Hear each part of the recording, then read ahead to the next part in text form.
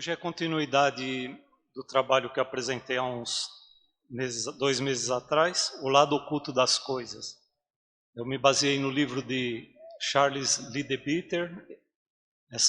Esse trabalho é feito por clarividência, então não tem nada científico. Foi por volta de 1913. Na palestra anterior eu falei sobre o mundo superior, os 7 corpos, essências elementais, vitalidade, as energias Forrati, Prana, Kundalini. Temos aqui no iceberg, né, que representa também na mente o consciente e o inconsciente.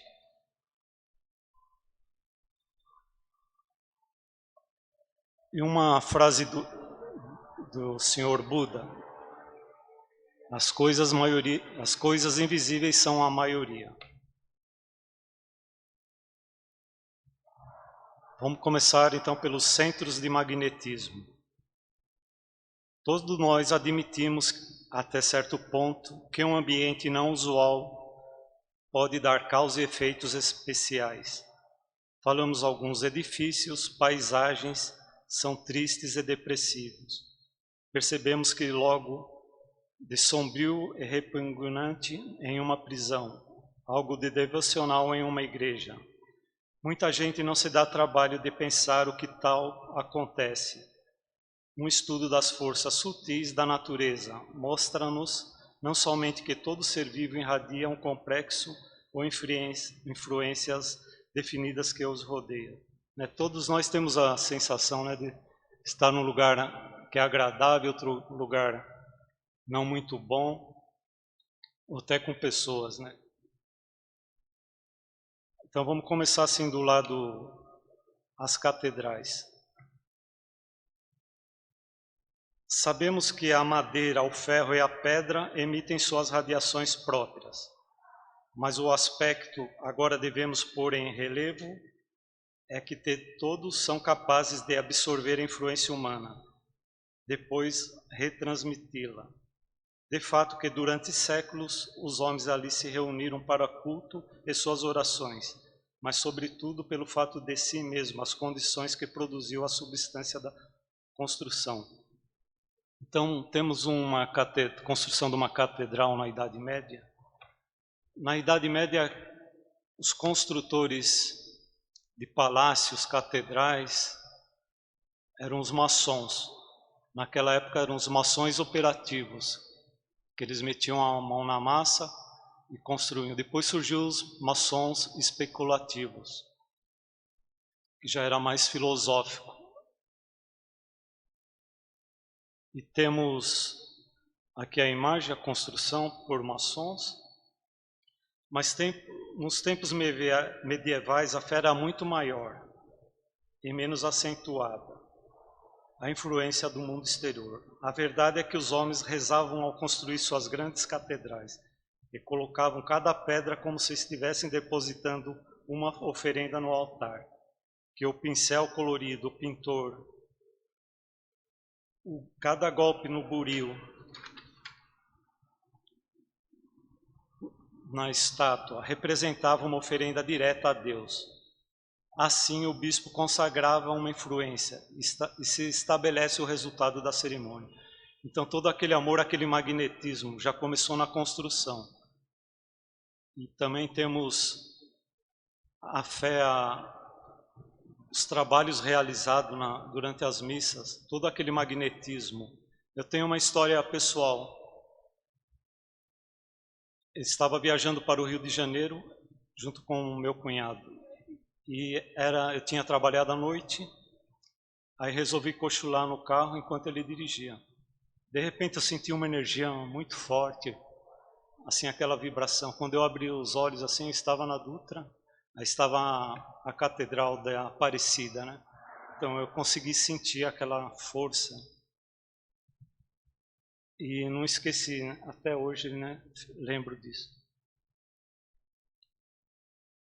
Agora vamos ver o que Leadbeater viu nos outros templos. Templo hindu. Vaishnavita tem uma devoção tão profunda quanto a dos cristãos, embora ela seja infelizmente manchada pela expectativa de favores que devem ser obtidos em troca. Mas os hindus não contagiam nada de parecido com o culto coletivo. À medida que vão se passando os anos, o sentimento no templo adquire mais intensidade, ficando talvez tão forte quanto os dos cristãos. Então, ele relata que as catedrais antigas, o magnetismo é tão mais forte do que os outros templos. Um templo budista.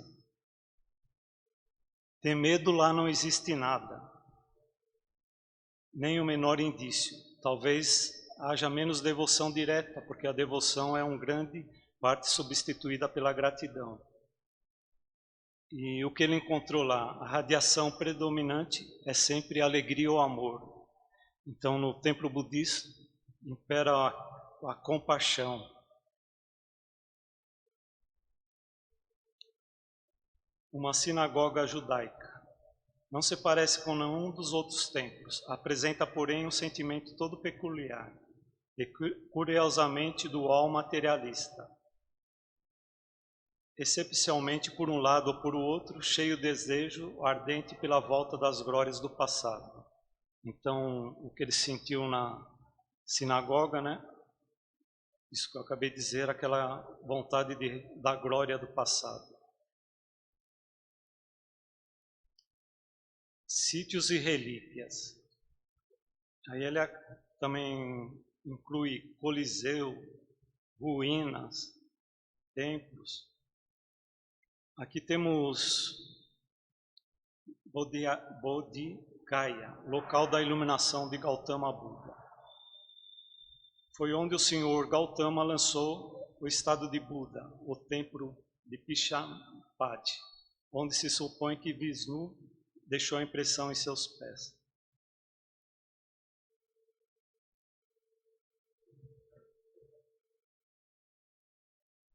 Alcione contar um relato, Krishnamurti. O Douglas, que foi delegado geral do Círculo, ele gostava muito de Krishnamurti, fazia até umas reuniões sobre o trabalho de Krishnamurti. Aí Krishnamurti conta que quando sentou tranquilamente sobre a árvore onde Buda foi iluminado, por um instante, ele, na verdade, na sua meditação, foi tão viva que ele disse ter sentido a presença de Gautama Buda no dia da iluminação.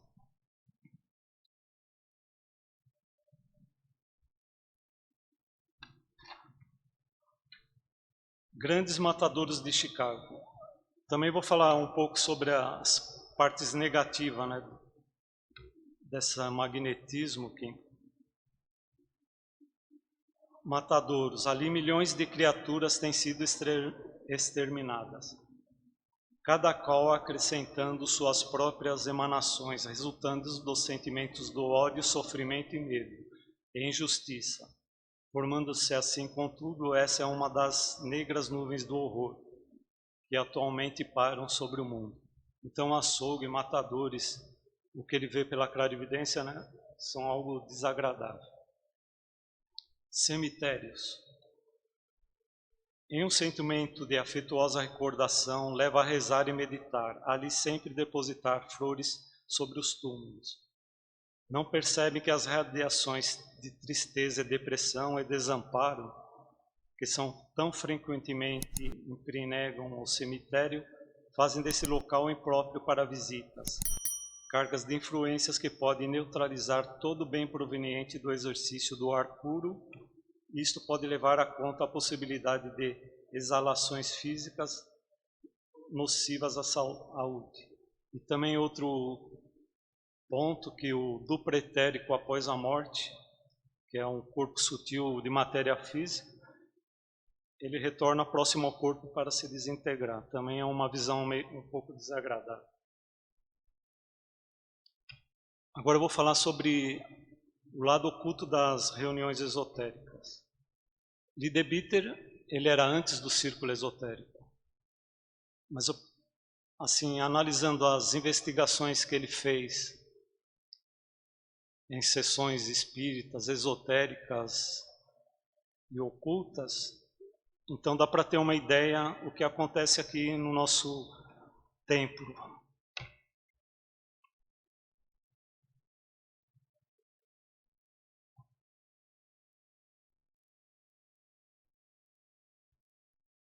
Uma reunião pode se dar mais importantes resultados, não só para aqueles que participam, como para os vizinhos que nela tomam conhecimento. Mas para que sim seja, devem todos os membros ter consciência do lado oculto da reunião e trabalhar com vista de produzir os efeitos mais elevados. Assim, o membro individual ele tem que sentir, procurar fazer o que toda reunião seja proveitosa. Então ele tem que participar antes de toda a preparação, com o livro de instruções, reuniões e outros. E compreender o assunto em pauta, que é muito importante, um resultado apreciável e benefício, que talvez sejam longe de imaginar. Que muita gente vem à reunião, de vez acompanhar o tema, a pauta. Assim, no século passado, as mulheres viam joias, vestido, carruagem. O pensamento vagava para outro lado. Os homens também, carruagens, cavalos, vinhos, e acaba não fortalecendo a reunião. Aqui temos a foto da reunião do templo, que era do Círculo Esotérico, na Avenida do Estado. Tempo de glórias, bem lotado.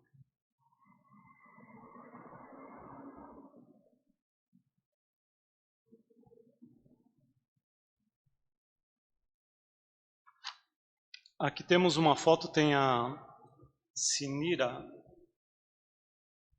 Hideo, que era a esposa do presidente do Supremo Conselho, Joaquim Gervásio de Figueiredo, e do lado temos o Diloas, que era delegado-geral, e até nessa tribuna aqui. A Sinira, ela era pequenininha, assim, mas quando ela falava era impressionante o poder.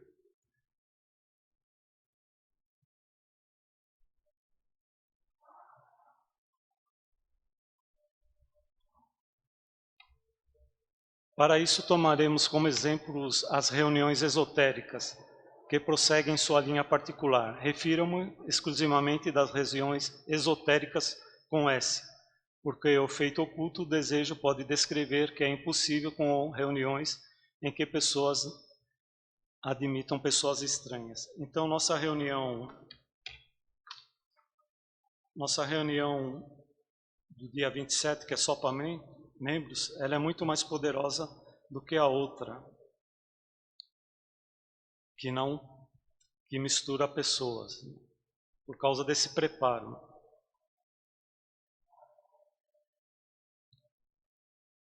Reunião esotérica. A distância em que uma onda pensamento pode irradiar efetivamente depende de parte de sua natureza ou em parte da oposição que ela se encontra. As ondas do tipo inferiores da matéria astral em geral são desviadas, suplementadas por muitas vibrações do mesmo nível, da mesma forma que a suavidade do som se perde inteiramente por meio do barulho de uma grande cidade. Então, numa reunião não esotérica, o pensamento ele vai perdendo força, né? Como o som perde nas cidades barulhentas. Agora, o pensamento gerado num nível superior, no entanto, o campo de ação é muito mais claro. Temos aqui a imagem do livro Formas Pensamentos. Foram vistos por Lidebit, ele pedia para alguém desenhar, né? Então, elementos mais espirituais do pensamento. Aqui é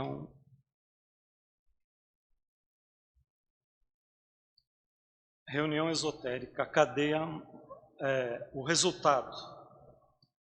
É quando um homem pensa sobre os assuntos esotéricos, está criando ao seu redor uma poderosa onda, porque não encontra praticamente oposição, a semelhança ao som de um meio profundo silêncio, ou de uma luz que brilha à noite.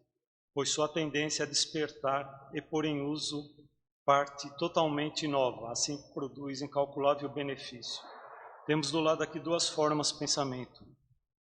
À direita, esse cone, que é uma forma de pensamento da devoção. Depois, à esquerda, temos a resposta do Logos solar. Na forma pensamento, então podemos ver que nosso pensamento é correspondido. Ele é entendido e respondido pelo Logos. Agora eu vou falar sobre a cadeia magnética. Os membros que participam das reuniões esotéricas do 27 sabem muito bem do que estou falando. Cadeia magnética. Se os pensamentos de um homem só dá lugar a tais resultados, o pensamento de 20 ou 30 pessoas dirigido ao mesmo assunto terá efeito consideravelmente maior. E não devemos esquecer o resultado proporcionado pela construção de formas pensamentos definidas. A forma pensamento é capaz de acompanhar a natureza exata do pensamento. Em relação a alguns modos se acham preparados para recebê-lo, ao passo que a onda pensamento não bastante alcançar um círculo mais extenso, possui uma ação muito mais definida. Então temos a onda pensamento, que é muito mais forte do que um pensamento comum na cadeia magnética.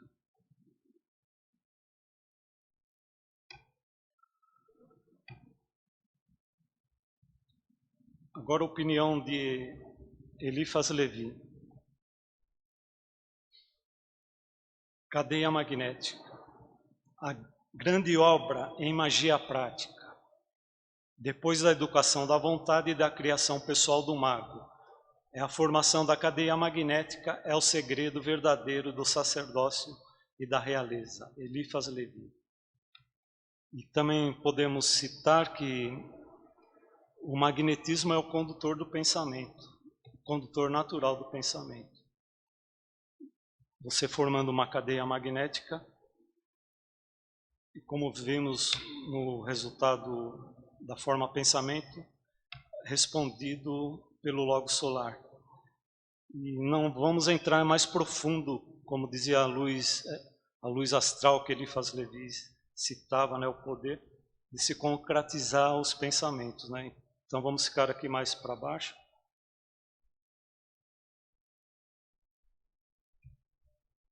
Quando o plenário do círculo ou tátuas funciona bem e lealmente, os pensamentos dos mestres e seus discípulos se voltam frequentemente para ela. Dessa forma, uma força mais exaltada que nossa pode muitas vezes irradiar nossas reuniões, e uma influência inestimável de valor pode se convergir para lá, aonde que saibamos, de outro modo não haveria como chegar. Para o clarividente, esse canal é visível como um grande vórtice, uma espécie de gigantesco cilindro ou funil. É a imagem mais aproximada do que podemos oferecer para explicá-lo. O reino do pensamento. O estudante do ocultismo exercita-se na arte de pensar, e por isso seu pensamento é muito mais ativo do que o homem que se faz, não o faz, podendo ele influenciar um círculo bem mais vasto ou produzir maior efeito.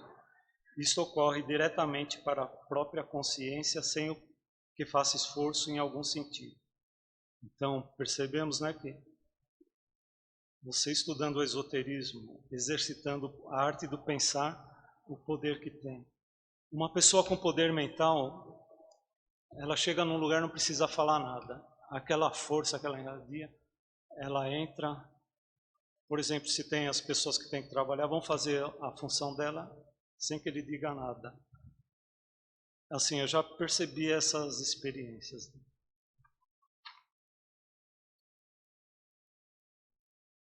Assim, quem tem o poder do pensamento, não somente pouco aproveitam.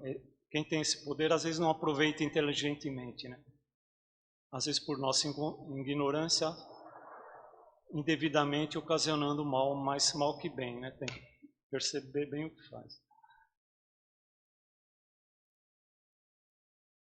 Efeitos do pensamento.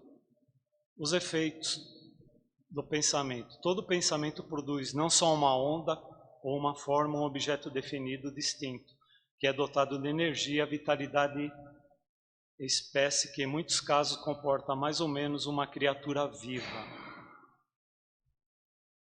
A forma pensamento, você está criando um ser artificial.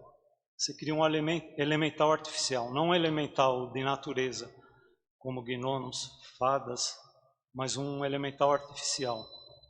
E esse elemental artificial ele tem uma vida própria e também quando a chispa de vida, quando a mônada desce para ir para o mineral, para a evolução, antes dela chegar no mineral, ela não consegue ir direto no mineral. Então ela se torna a posse dessas formas de pensamento.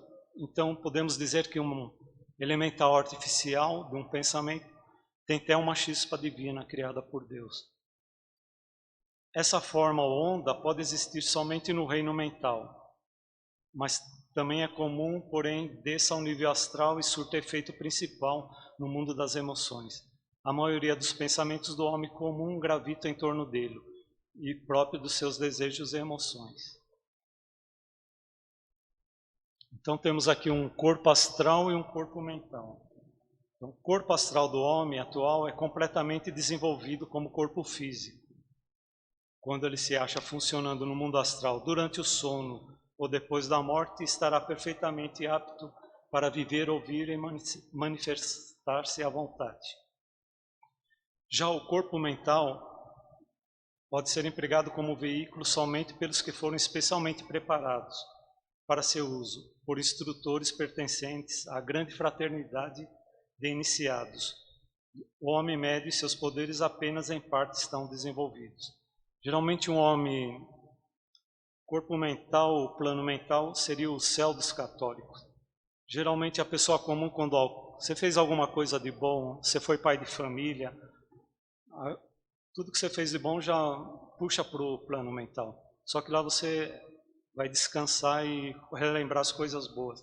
Agora aqui, na minha opinião, o plano astral, você digere as coisas ruins, né? Que você passa aqueles lugares mais feios de fugir um nome, umbral, né? Você vai eliminando as coisas ruins. E quando você vai para o mental, só as coisas boas vão ficar, porque as coisas ruins já ficou para o plano astral. E seria a segunda morte do plano astral. Você tem outra morte e começa a atuar no plano mental. Vou falar sobre alguns objetos do nosso ritual, né? Tem muitas coisas no livro, então eu puxei mais o sino ou o gongo. Para começar, estiverem eles fortemente carregados com certo tipo de magnetismo, desse modo, uma forma, pensamento e seu significado deixam repetidamente uma impressão dos corpos astrais. O gongo, quando é tocado aqui, ele vibra igual ao pensamento. É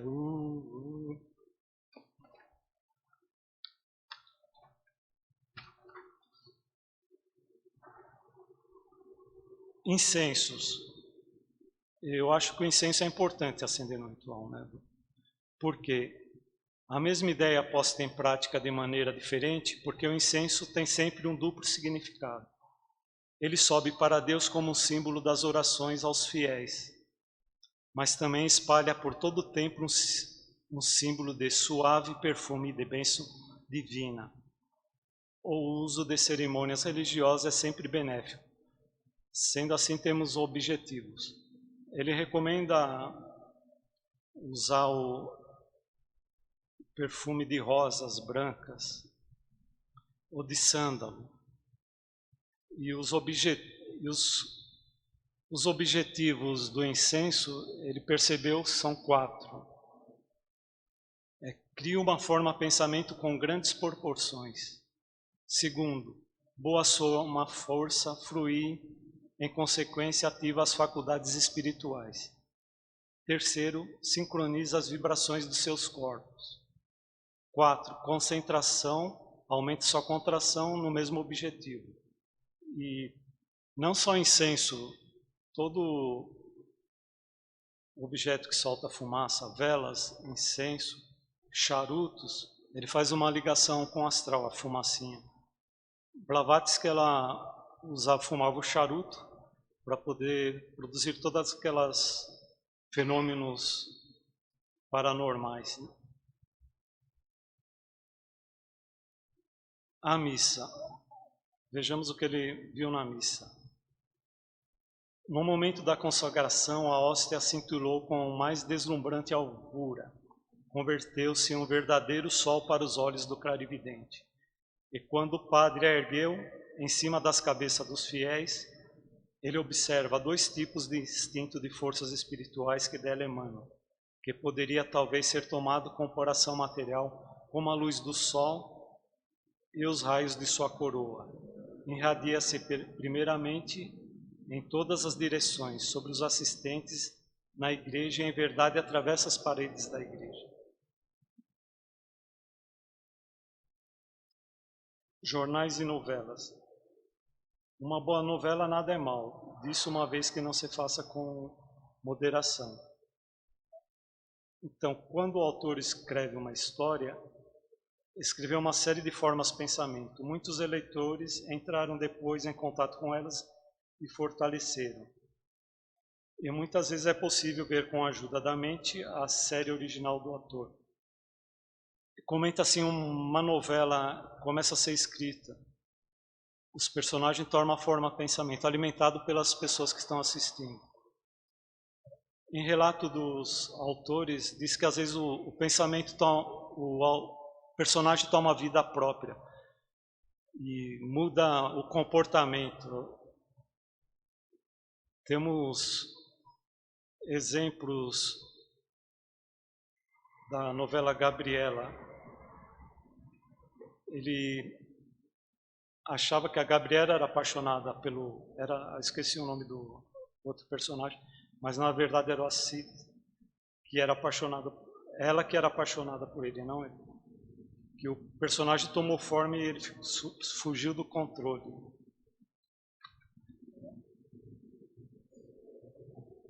E também jornais e revista, não é muito ele viu coisas desagradáveis, né, devido aos crimes. Não é muito bom a gente continuar assistir notícias ruins e para não alimentar isso.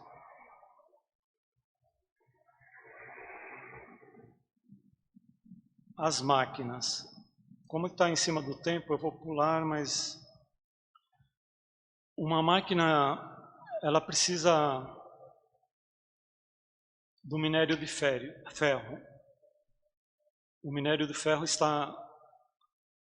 a evolução começa pelo minério vegetal, a minério vegetal, animal e humano. E no mineral, quando ele se transforma em máquina, ele se torna muito mais poderoso pela evolução do homem. É que está chegando na hora, mas eu ia falar também sobre os animais domésticos, né? Então, palestra aqui baseada no livro Oculto das Coisas, de Charles Leadbeater. Agradeço pela atenção. Muito obrigado.